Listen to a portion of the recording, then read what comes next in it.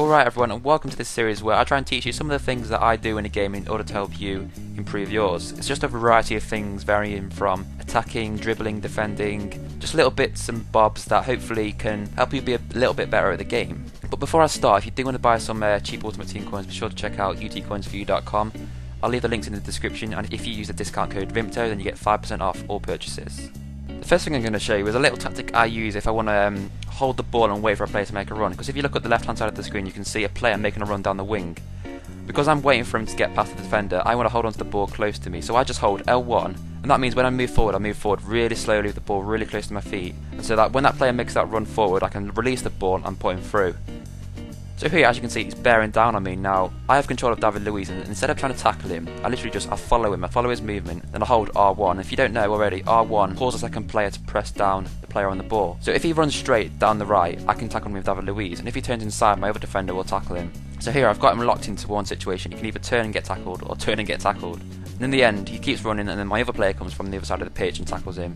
I'll show you another example of using L1 now. If I use it down the wing, I wait for the player to make the dive, the challenge, and then I just run past him.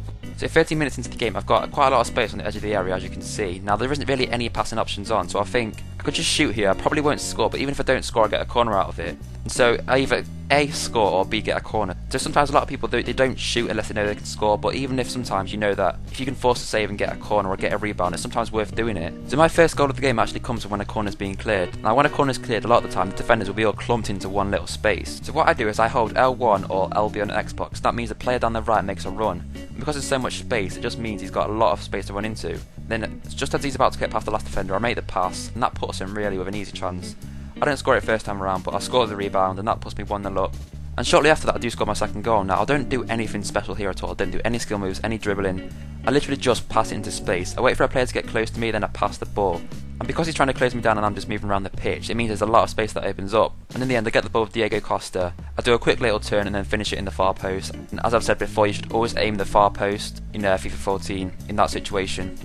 Now, next up, in this situation, a lot of people will try and just cross it because it's down the byline, there's players in the box. But sometimes what I like doing is I'll just move forward really slowly and try and dribble past the players. And either one or two things are going to happen here. He's going to tackle me and I'll get a corner, or he won't tackle me and I'll be able to create a chance. So either way, I benefit from it. I get a corner or I create a chance. And in the end, as you can see, I get a corner from it. It's really a win-win situation. I either get tackled and get a corner, or I create a chance. So as you can tell by the half-time stats, I'm pretty dominant over this guy. He hasn't really got anything going forward in my half. So I can't really show you much in terms of defensive clips, so I will try and show you one now, however. So in this situation, a lot of people will try and tackle the person who's making the pass, but that's wrong, and that's why a lot of people get caught out. You need to sort of try and follow the player who's making the run. And if you do that, you can press R1 or RB on Xbox. So the computer tackles the player who's making the pass. And that means you've got the players making the run marked, and you've got a player pressing down the person who's making the pass. And a lot of the time that will eliminate the threat of the lob through balls all the time, and it should, hopefully, mean that you can defend the threat of lob through balls a lot better. And this next clip is another example of running down the byline and just hoping either for a corner or a chance. And in the end, I do manage to square the ball into the box, and I do get a penalty out of it in the end. So it does work sometimes. If you don't want to cross, just run down the byline and wait for a tackle to get a corner, or otherwise you can create a chance by making a pass into the box. But I still maintain that playing possession football is the most effective way to play if you can get it right. I mean, just look at Barcelona, they don't do anything fancy. They're all about passing and moving, and that a lot of the time is the best way to play, but it's so simple, and it does look easy, but it is quite hard. As you can see here, I'm not panicking when I'm at the back. Just taking my time, making the passes, and that's dragging his defence all over the place.